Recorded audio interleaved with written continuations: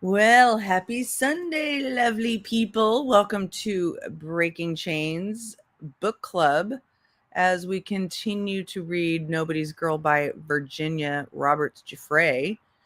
I hope that all the Americans in my audience had a lovely Thanksgiving. In fact, I hope you all had as lovely a Thanksgiving as I did. It was really great. I got to see my kids.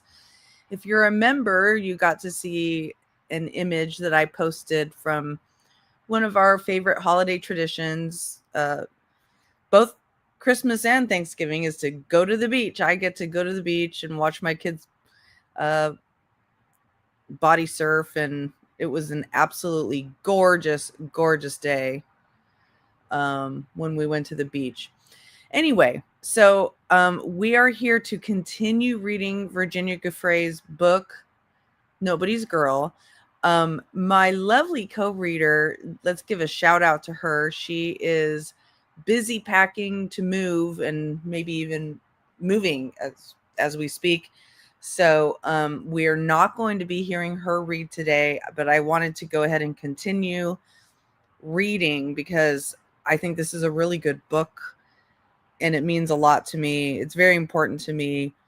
I don't care, how many people listen, the fact that these videos get demonetized. It's a very good book, and I wait to read the next word until I'm here with you all. So let's just get right to it. Let's start reading this book.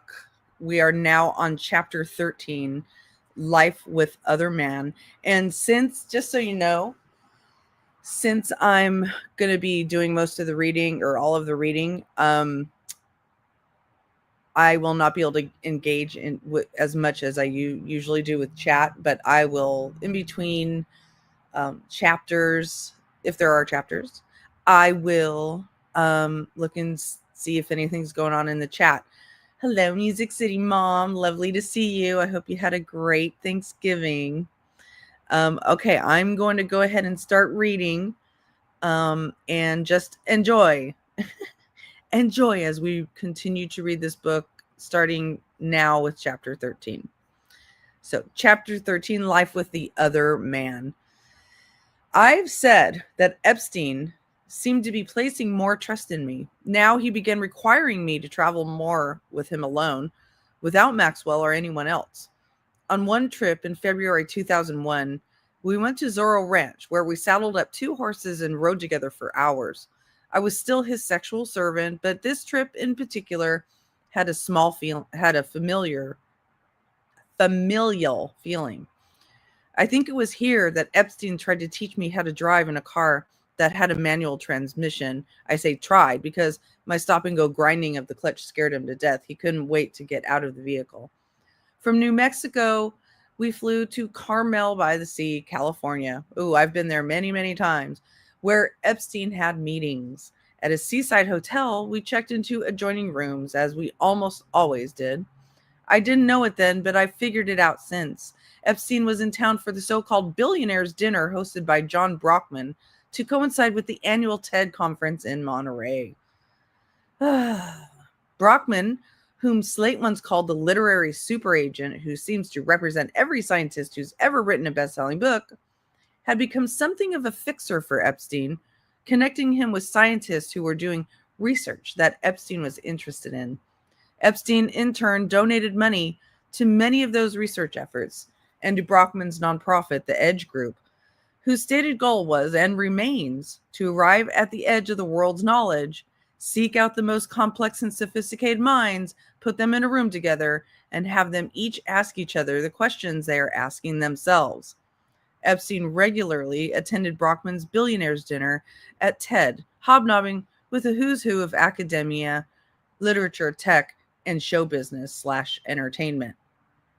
I did. It was absolutely fabulous on my end as well, Music City Mom. I'm glad to hear yours was good as well. Continuing.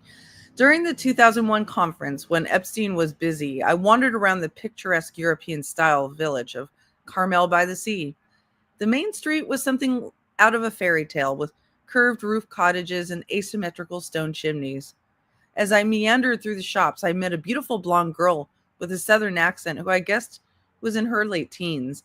She told me she was on a road trip with her best friend who was sleeping off a hangover. We smoked a joint together as I weighed whether to ask her to meet Epstein. Finally, I came out with it, describing what Epstein was looking for. Instead of taking offense, the girl said she needed the money. I didn't think much of the consequences she'd face if she did my bidding. I just asked her to come to our hotel room that afternoon and told her which door to knock on. At the appointed time, she slipped into my room and I ran her a bath and told her to wait in the tub. When Epstein returned, I brought him to my bathroom and revealed my big surprise. When he saw the girl, he looked at me with such gratitude that I knew I'd done well. And that was more important to me at that point than any stranger's feelings. While I knew what I was doing wrong, I focused only on meeting Epstein's needs. For the rest of her life, that girl would have a horrific night to remember, and I am responsible for that. Wow. Oh my goodness. The next day, Epstein and I continued on to Los Angeles. On this leg of the trip, the cartoonist, animator, and Simpsons creator Matthew Groening, I think is it's pronounced, hitched a ride with us on Epstein's jet. I'm not sure how the two met, although Groening too attended Brockman's dinners at times. I just recall that Epstein required me to massage Groening's feet, which were calloused and sweaty and in terrible shape. I did as I was told, as usual, tempering my disgust with the knowledge that I'd now met the genius who invented the dysfunctional family, Homer, Marge, Bart, Lisa, and Maggie Simpson, that helped me survive my own family. Before we touched down, Groening kindly drew me two sketches that I had asked him to sign for my little brother and my dad. I never had any sexual contact with Groening, but in due time, Epstein would force me to have sex with at least two people in Brockman's circle. In Los Angeles that night, we stayed with a woman Epstein described as a former girlfriend, which I think meant former abuse victim. A tall blonde. She lived in an apartment Epstein said he paid for near the beach in Malibu. Epstein and I went out for breakfast the next day, and he told me another person was going to be joining us, a young woman he'd recruited when she was a teenager. I know this woman's name, but out of respect for her privacy, I won't use it here. She was now in her early 20s and working in California. Epstein implied to me, maybe falsely, that he'd helped her along in her career. So when Epstein was in town, she felt obligated to be available. On this day, Epstein seemed eager to get the two of us alone together. We headed back to Malibu, where he told our host we needed to use her bedroom. We needed to use her bedroom. Once the three of us were behind closed doors, he directed the scene with me and this young woman as his co-stars. He told us how to touch one another and how to touch him, and each of us dutifully played our parts. We were so different in our looks and our origin stories, but Epstein had forced us to be the same, submissive, resigned victims of his abuse. Wow. I don't know how to reconcile this sordid scene with the worldly reputation that Epstein seemed intent on projecting. This was a man who displayed framed photographs of himself with the Dalai Lama, with the Pope, and with members of the British royal family. A photo in his Palm Beach house showed Epstein posing behind the podium of the White House briefing room. This was a man who had former President Bill Clinton over for dinner. I was at the table that night, and who'd hosted Al and Tipper Gore as well. Again, I was there. More than once, I had been on Little St. James when Epstein hosted his friend Leslie Wexner, the billionaire founder of L Brands, which owned Victoria's Secret and Abercrombie & Fitch. Epstein often told girls falsely that he was Victoria's Secret scout. Epstein had managed some of Wexner's money at one time, and Wexner was the previous owner of Epstein's lavish Manhattan home, which by some accounts he'd sold to Epstein for $1. I'd met all these people because I was in Epstein's orbit. Can you forgive me for wanting to feel the same of that? Can you forgive me for wanting to feel that some of their power and importance might rub off on me? If someone was well connected, as Epstein thought I had, the markings of someone special, often he said, I wanted to believe he was right. Sometimes after Epstein had lent me out to someone with a bold-faced name, he'd reward me with a solo trip to Zorro Ranch. He knew how much I loved to ride the horses there. I think he also knew the place was so remote, there was no way I could escape, even if I'd tried to. During these trips, I stayed in a cottage in Epstein's little town, since the idea of rattling around alone inside his grandiose castle scared me. Every morning, I'd get up early and head for the stables, choosing a fresh horse and heading out into the open terrain. In winter, I could see snow-capped mountains in the distance, and the brisk air was clean and sharp. In summer, I marveled at how big the sky was. At dusk, the heat rose from the dusty earth, refracting the light and blurring my vision. It was rare, but in these moments, I could remember what it felt like to be free. Back in Florida, Tony and I developed a shorthand. Instead of Jeffrey, we called Epstein Other Man. We'd hit on the nickname as a joke, but over time it became less funny. Mostly Tony accepted that my quote-unquote work for Other Man supported our lifestyle, but thinking about the details of what went on between us also made him angry. While I was on trips with Epstein, which often lasted weeks, Tony would act out, throwing parties and trashing my apartment. More than once, I caught Tony with other girls. But a girl in my situation can't be picky, I thought to myself. Most guys wouldn't have put up with sharing their girlfriends with one other man, let alone many. So I took the bad parts of Tony with the good. When we finished out the lease on the Royal Palm Beach apartment, Tony and I rented a small house in Loxahatchee. After sexually servicing men who were 3 and 4 times older than me, it was nice to have someone my age to come home to, someone who knew my name. I had gotten my passport, as Maxwell had commanded, and now she told me we would put it to use. In March 2001, Epstein, Maxwell, Emmy Taylor, and I boarded Epstein's biggest plane, a Boeing 727 that he and later the news media liked to call the Lolita Express, at the Palm Beach International Airport. The interior of this plane, whose tail number N908JE incorporated Epstein's initials, had been retrofitted and bore almost no resemblance to that of a commercial jet. The seating for up to 29 passengers included velvet upholstered couches and lounge chairs in various earth tones, all arranged in roomy common spaces. Several private cabins, meanwhile, were equipped with queen-size beds. "Paris, here we come," Maxwell exclaimed merrily once we were all on board. Epstein owned an 8,000-square-foot apartment on Avenue Foch near the Arc de Triomphe in the 16th arrondissement. It was being renovated, so we stayed in a hotel overlooking the Champs-Élysées. For 3 days, we saw the sights, visiting the Eiffel Tower and wandering the narrow streets of the Marais. I was beginning to become interested in art history, particularly paintings. And one day, Epstein, Maxwell, and I spent hours touring the galleries of the Louvre. Anyone who overheard Epstein lecturing me on the provenance of the tapestries, or who saw how Maxwell hovered close, like a mother hen, surely assumed I was their daughter. On March 8th, the 4 of us got back on the jet, but this time we had guests with us. Famed interior designer Alberto Pinto, his sister Linda, and the noted Mexican architect Ricardo Legarreta. Woo. Epstein had retained Pinto and Legarreta to remodel Zorro Ranch, and we were all headed to Granada, Spain, to tour the Alhambra, one of the best preserved palaces of the historic Islamic world. For a few hours, we wandered the palace's patios, gardens, and galleries as the designers gathered inspiration for Epstein's project. We then flew to Morocco and checked into a hotel overlooking the Strait of Gibraltar and the Bay of Tangier, the El Minza.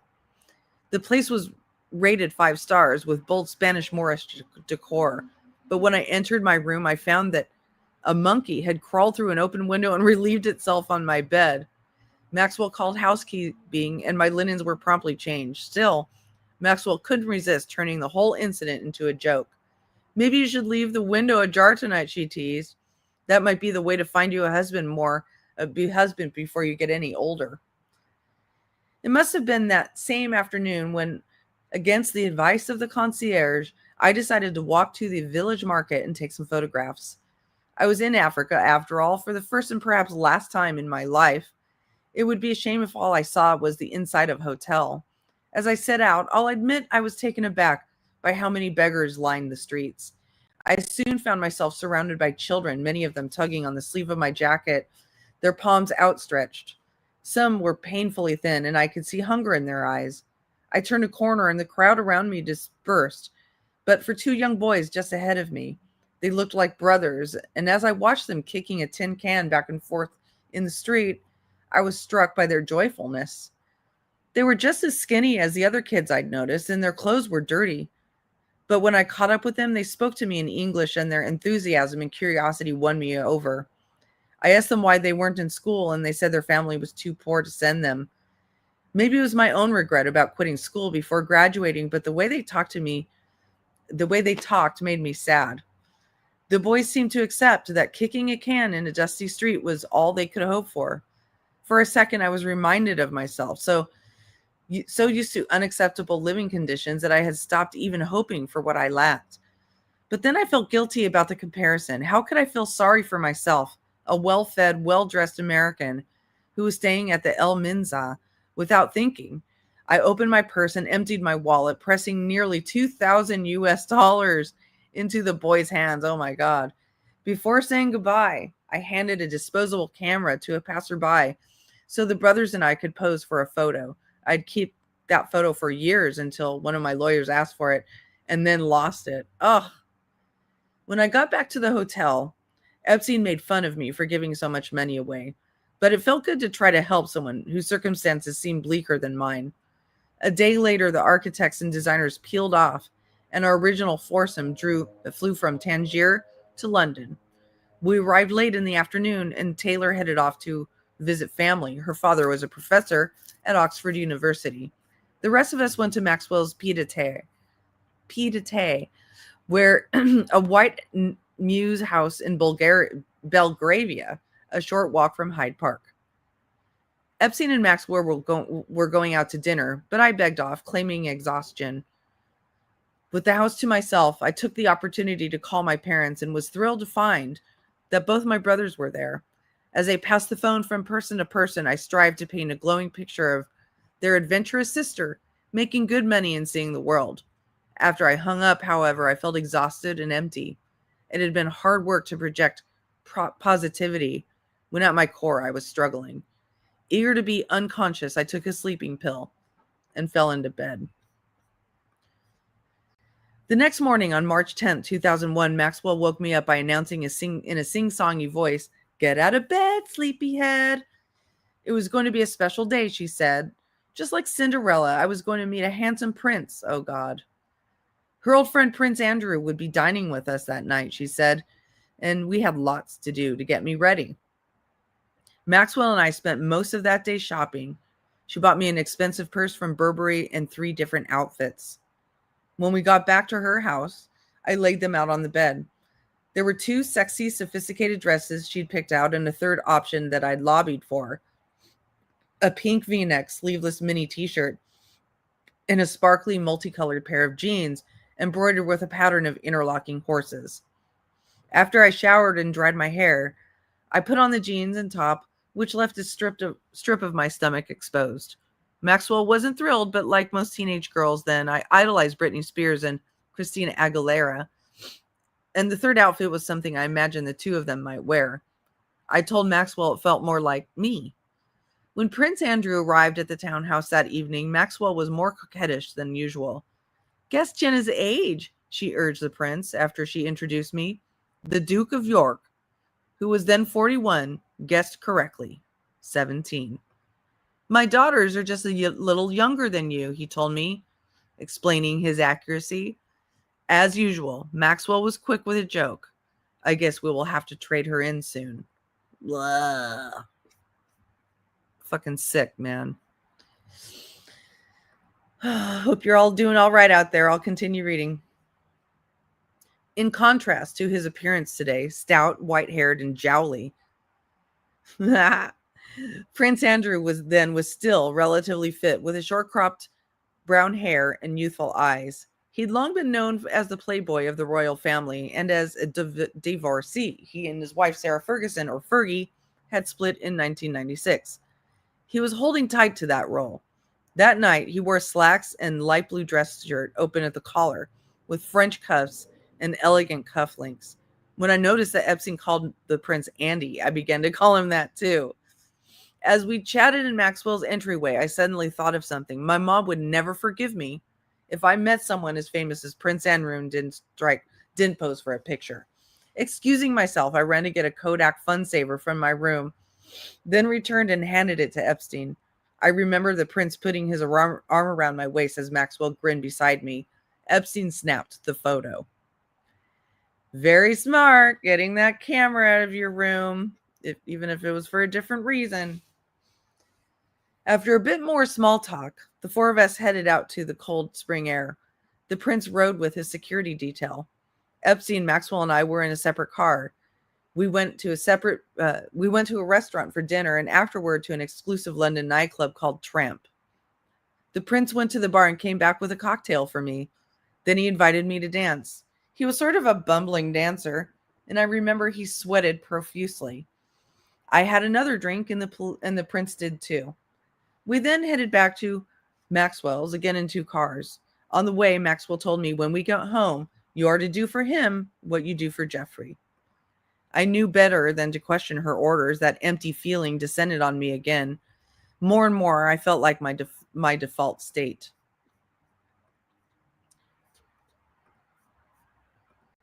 Back at the house, Maxwell and Epstein said goodnight and headed upstairs, signaling it was time that I take care of the prince. In the years since, I've thought a lot about how he behaved. He was friendly enough, but still entitled, as if he believed having sex with me was his birthright. I took him first to a bathroom where I drew him a hot bath.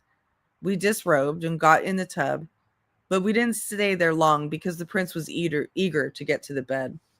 He was particularly attentive to my feet, caressing my toes and licking my arches. That was a first for me, and it tickled. I was nervous he would want me to do the same to him, but I needn't have worried. He seemed in a rush to have intercourse. Afterward, he said thank you in his clipped British accent. In my memory, the whole thing lasted less than half an hour. The next morning, it was clear that Maxwell had conferred with her royal chum because she told me, "You did well. The prince had fun." I nodded appreciatively, as I always did, but in truth, I didn't feel so great. Soon, Epstein would give me $15,000 for servicing the man the tabloids called Randy Andy. A lot of money. But while being pimped out to strangers was something I thought I had to endure and had even become used to, it was wearing me down. When I was sure I couldn't be overheard, I called Tony and told him what had happened. I hadn't wanted to have sex with the prince, I said, but I felt I had to. Our livelihoods depended on it, for one thing, but also I truly believed there was no way for me to free myself from Epstein and Maxwell's grip. While traveling, Maxwell had made me hand over my passport. That night, Tony's voice sounded worried. He was scared that I was alone in a foreign country with people so powerful. He said he understood why I felt powerless. Less than 4 years earlier, Lady Diana had died in a car accident, prompting some conjecture, never proven, that the royal family had somehow been involved. Tony and I had no way of knowing if this was true, but we were sure that I was surrounded by people who wielded vastly more clout than I ever would. After a few more minutes of trying to soothe each other's paranoia, we said goodnight, but not before Tony and I agreed that, especially while I was abroad, I needed to keep Epstein and Maxwell happy. After we returned to Florida, I took my fun saver cameras to 1 hour photo developer near my house in West Palm Beach. Thanks to the store's system of marking the back of each print, I can tell you exactly the date I held the image of me, Prince Andrew and Maxwell, in my hands, March 13th, 2001. I showed the photo the 4x6-inch photo to Tony. At the time, we were just both glad I made it home in one piece. We had no idea what a commotion this photo would later cause. And one of the footnotes at the end is, thanks to flight logs that have been made public in various court proceedings, we know the exact date of the flight that Matt Groening was on, February 23rd, 2001. Wow.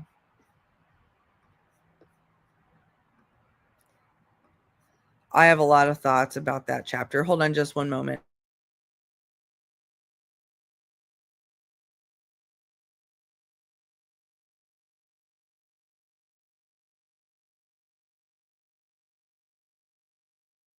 First of all, I'm really glad she had the presence of mind to grab a camera and get a picture, because it is the image that knocked a prince off his throne, and rightfully so. But I keep thinking of her being 17 years of age at that time, and how immature I was, and I can't imagine how spun around this situation must have made her feel. I mean, and at this point, you have to think about it. It's hard for a girl who's been doing this as a profession and making a lot of money. It's really hard for her to get out of that. What else can she do? What's on her resume? You know, by this point, everybody's knowing that Epstein is a pervert, and that the reason he pays girls is for one thing. And so how can she go and get another job that would pay as much, or at least, or even pay her enough to sustain her life? It's a really scary position, and she was 1,000% coerced and groomed into it. And that is part of what a trafficking charge is was it by force, fraud, or coercion? Well, it's almost all of the above with Epstein and Maxwell. So it must have been a relief to have her boyfriend Tony to be able to vent things with, since he knew the truth of what was going on. But it also must have been really difficult on both of them. Anyway, I shall continue reading. Chapter 14, Puppets on a String. My second encounter with Prince Andrew took place about a month later at Epstein's townhouse in New York. By this point, I knew the place well. Its garish decor seemed intended to intimidate, with black lacquered cabinetry, blood red carpets, a huge taxidermied tiger, and a custom-made chess set whose pieces were scantily clad women. Oh my God. To me, though, the house's most unsettling design detail was a hidden back staircase whose banister was adorned with a series of carved eyeballs that stared at you as you gripped them. Climbing up or down, the message was clear: we're always watching you. On this night, which was probably around April 2001, Epstein greeted Prince Andrew and brought him to the living room where Maxwell and I were sitting. Another one of their victims, Johanna Joberg, arrived soon afterward. As always, when the prince was around, Maxwell was being a saucy flirt. She told Joberg to come with her to a closet, where she pulled out a puppet with a little tag on it that said Prince Andrew. Maxwell then announced to the prince that she'd purchased him a gift, a puppet that looked just like him. She made a big show of giving it to him, then suggested we pose for a photo with it. The prince and I sat down next to each other on the couch, and Maxwell put the puppet on my lap, positioning one of its hands on one of my breasts. She then put Joberg on the prince's lap, and the prince put his hand on Joberg's breast. The symbolism was impossible to ignore. Johanna and I were Maxwell and Epstein's puppets, and they were pulling the strings. Later, they sent me to a bedroom where I had sex with the prince for a second time. I wonder where those images are that were taken of those girls. As compliant as I was, I have a memory from this period that indicates I was beginning ever so slightly to resist. It was nighttime in the Caribbean, and Epstein and I were on one of his boats, having just picked up Sarah Kellen in St. Thomas. The air was warm and the darkness complete, pierced only by twinkling lights. It would have been peaceful, except that as we motored back to Little St. James, Kellen insisted on blaring music on the onboard CD player. She queued up the song she was looking for, Santana and Rob Thomas's Smooth, and started dancing suggestively around Epstein. Come on, dance with me, she told me, pulling me off my captain's chair where I was sitting. Suddenly, I wanted to shove her overboard. I didn't want to dance for Epstein. I didn't want Kellen to give me orders. Since I'd met Epstein in the summer of 2000, my anger had gone missing. Not anymore. Now the lyrics to Smooth, a song I had once liked, filled me with rage. If you said this life ain't good enough, I would give you the world to lift you up. I could change my life to better suit your mood. I got up and danced because I could see Epstein wanted me to, and I didn't want to invite his wrath by disobeying him. But inside, I was seething. Day and night, my every waking moment was circumscribed by his wants and needs.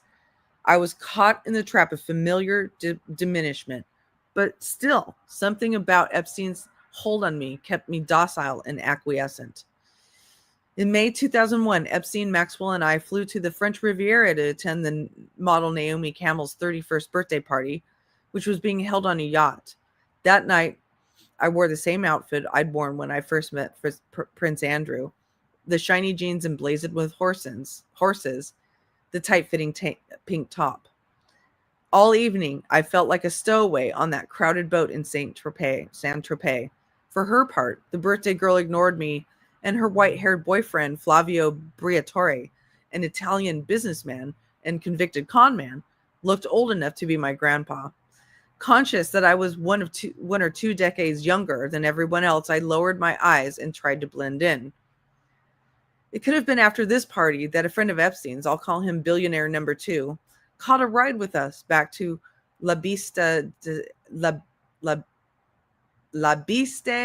de Saint-Tropez, the 5-star mansion turned hotel surrounded by 4 provincial farmhouses where we were all staying.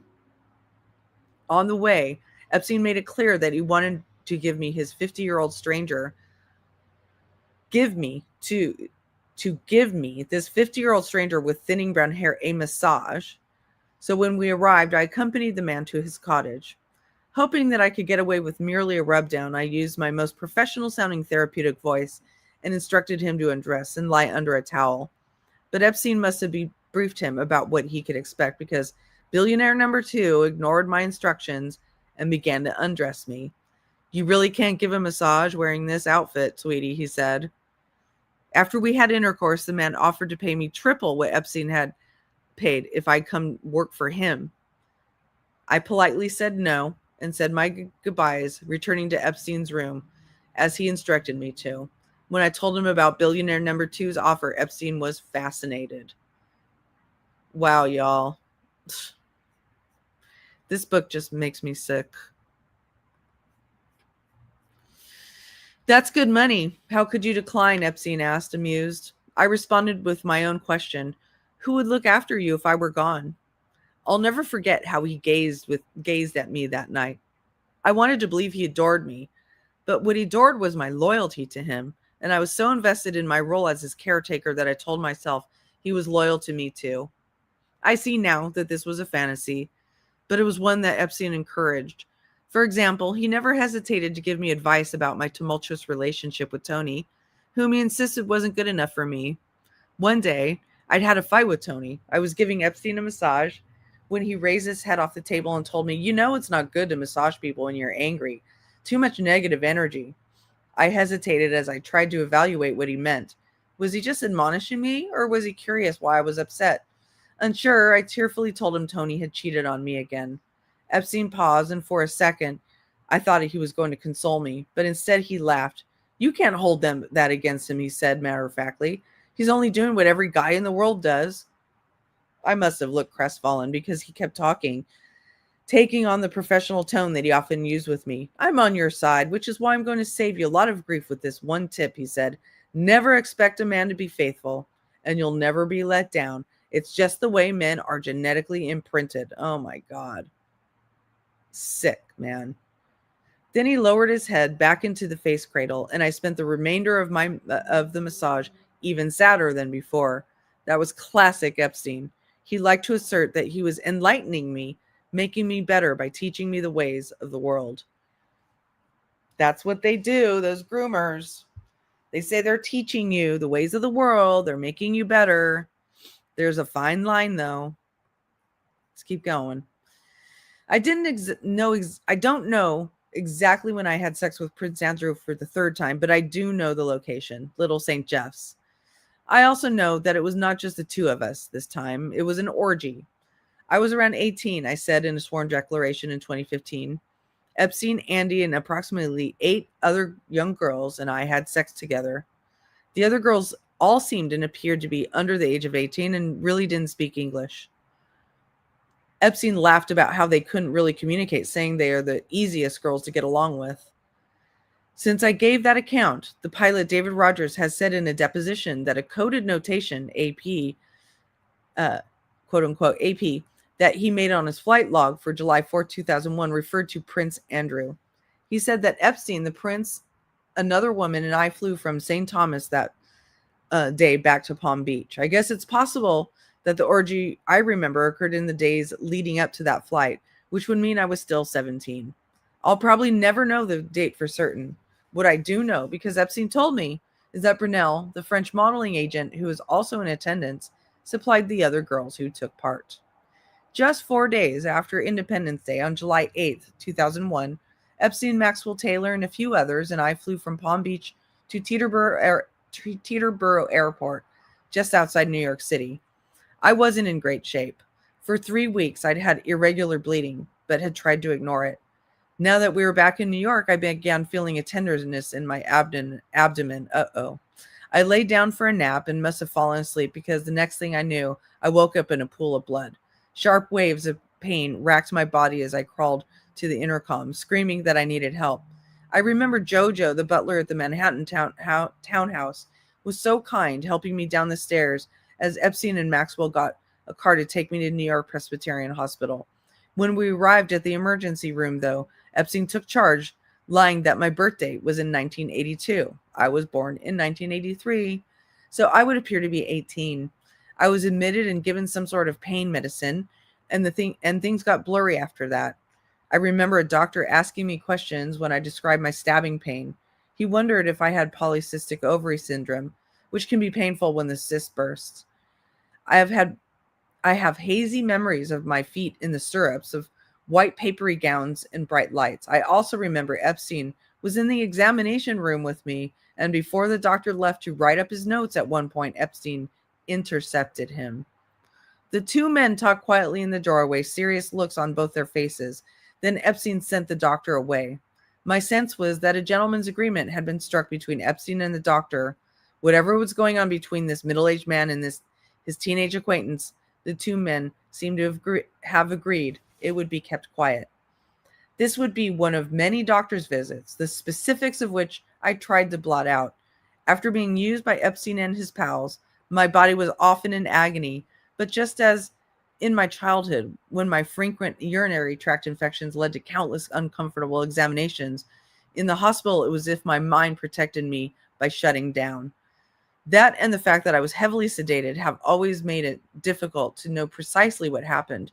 Besides, the doctors at New York Presbyterian Hospital talked to Epstein more than to me.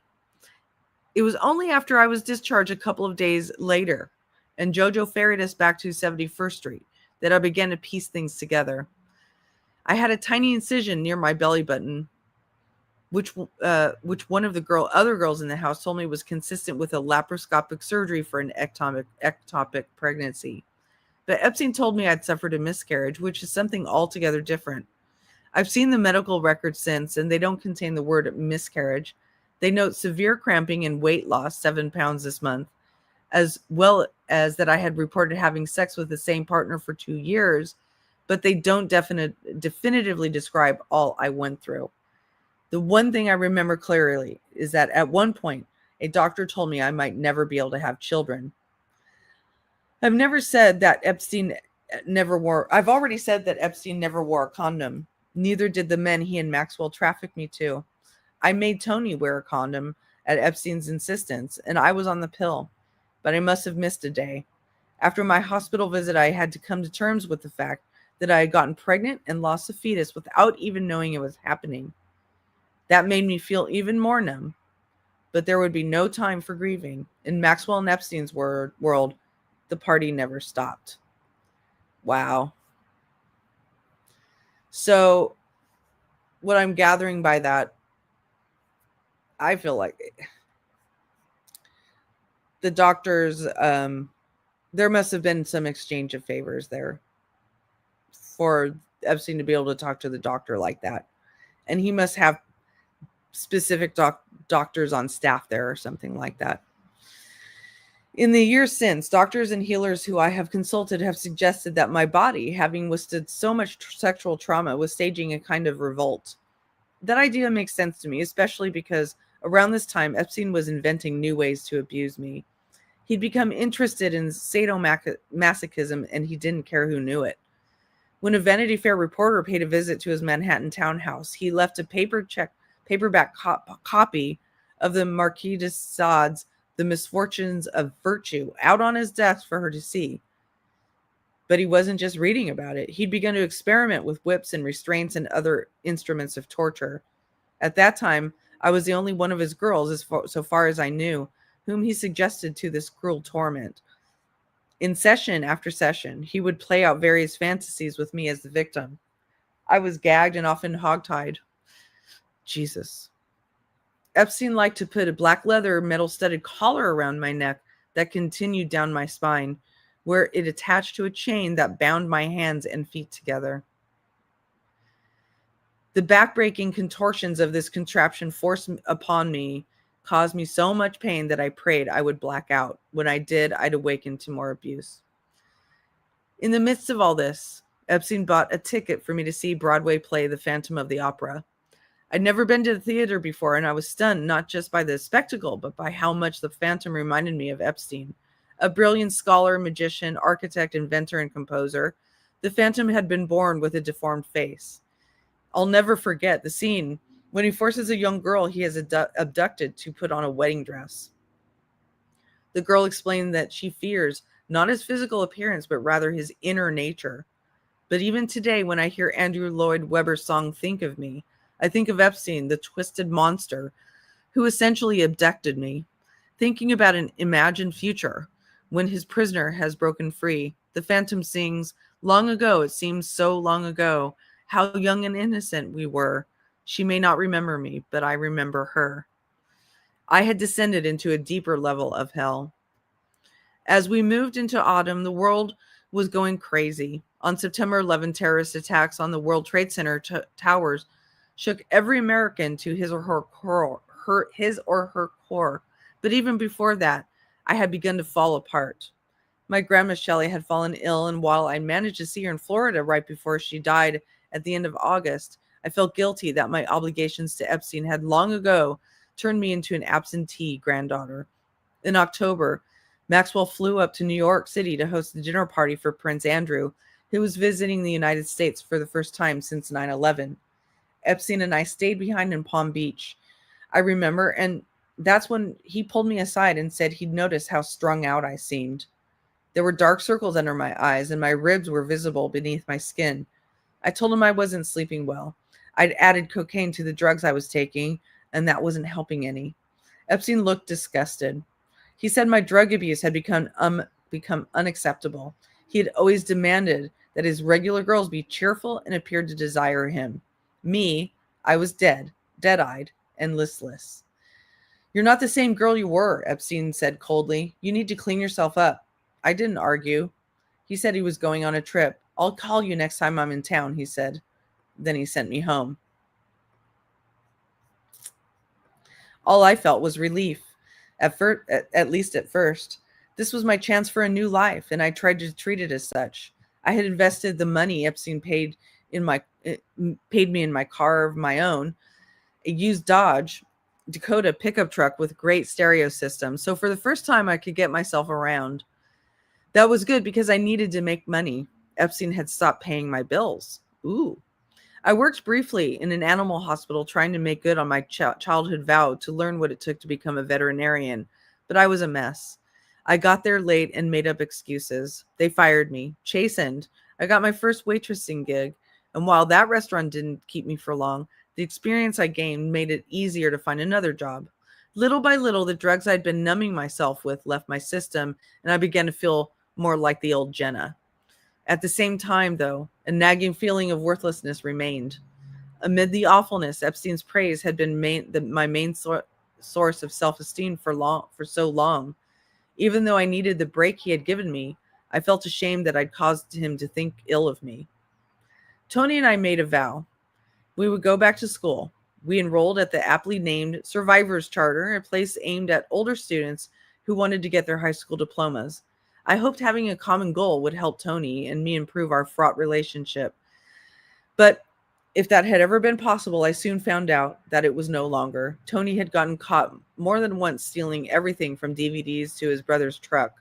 I suspected drugs were driving his kleptomania, and at one point I threw him out, only to take him back a few weeks later. We were both fighting to control our worst impulses, even as we tried to support each other, but we were unraveling.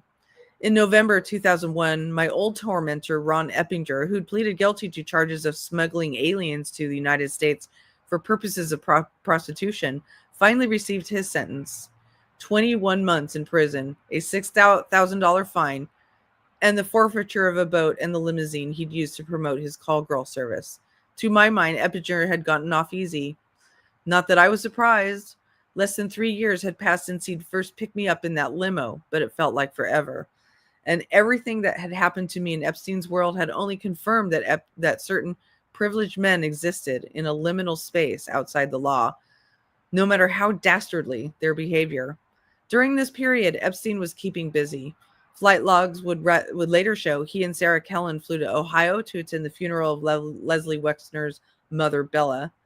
But while I was unaware of that trip at the time, there was one thing I had figured out. I'd been naive to believe Epstein's claim that I was his special number one. Given how abruptly Epstein had sent me packing and that he hadn't reached out since, it was clear to me that he was doing just fine without me. In a weird, complicated way, that hurt. Still, as time passed, those feelings of rejection were replaced by tentative surge of optimism. No, I wasn't flying on Epstein's jets anymore. I was too busy waitressing for $5 an hour plus tips at TGI Fridays, and that was okay.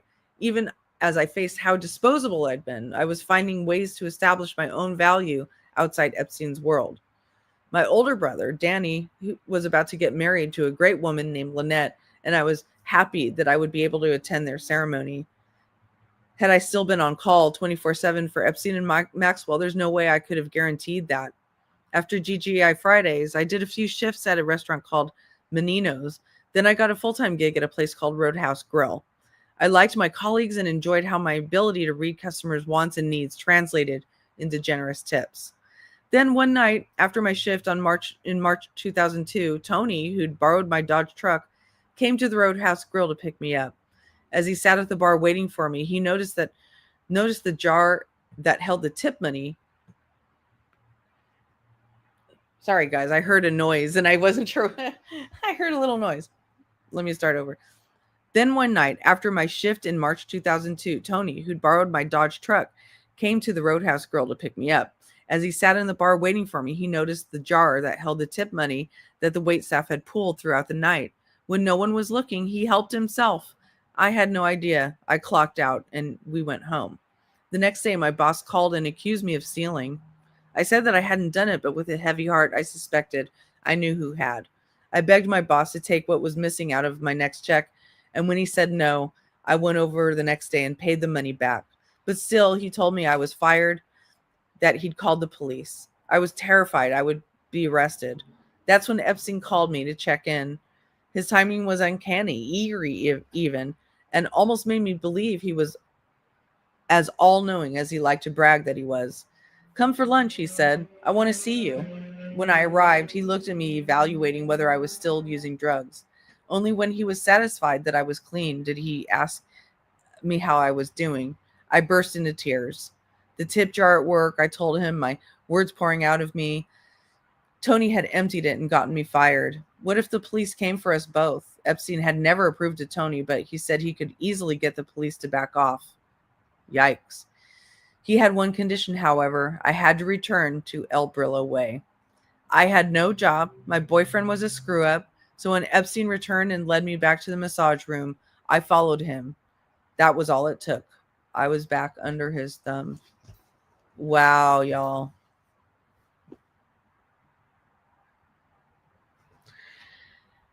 That chapter displays the complicated nature of these types of relationships. You notice how she, even though she hated being essentially his sex slave, she craved his approval, because essentially that was the only place she was getting getting approval. And when you lose that approval, even when you lose the approval, even when it's from a horrible person that you know is horrible. She was 18 at this point, Sherry. She was 18 at this point. He nabbed her when she was 17. So the issue is that, this was the only person who was ever giving her validation and approval, and now she doesn't have it anymore, and she craves it. She feels so lowly of her own self that she craves that attention from her captor. And that's what happens to people who end up who get, groomed into cults or groomed into situations that they normally wouldn't be in, or where they're going to be abused and taken advantage of.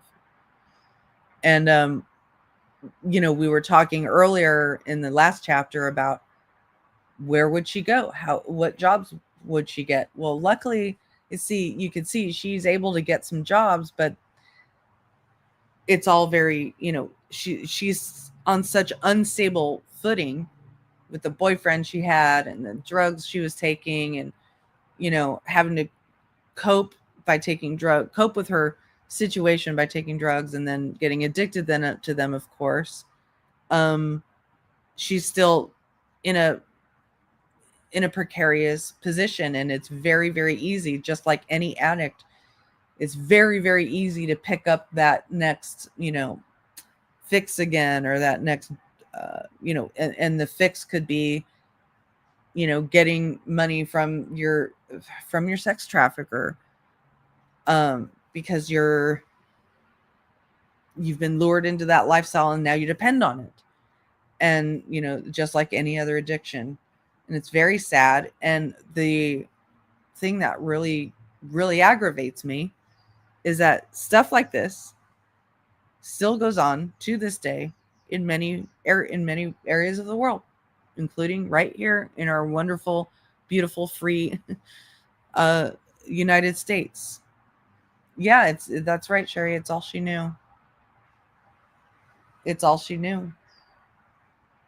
And so she thought it so low of herself that she craved approval and validation from a total piece of shit. And she knew he was a total piece of shit. But once you have it and you lose it, you're like, wow, what's wrong with me? And that's how low she was on herself.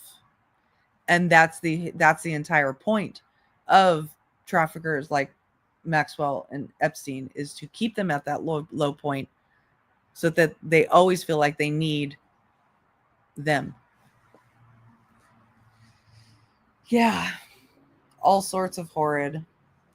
But and the chapters that we read last week were so incredibly dark. This is dark too.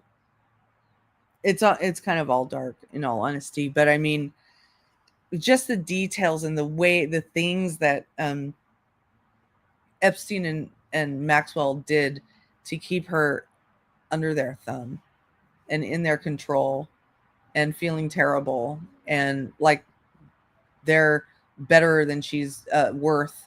So if they come and ask her to come back, then she should be, feel good about herself. It's just and that there's so many other people that aren't being noticed, the reason this whole situation was even noticed, well, first of all, a bunch of girls tried to report him, in the early 2000s, and but he was able to get covered up. But the only reason that this has gotten as much notice as it has is because Virginia had the foresight, had the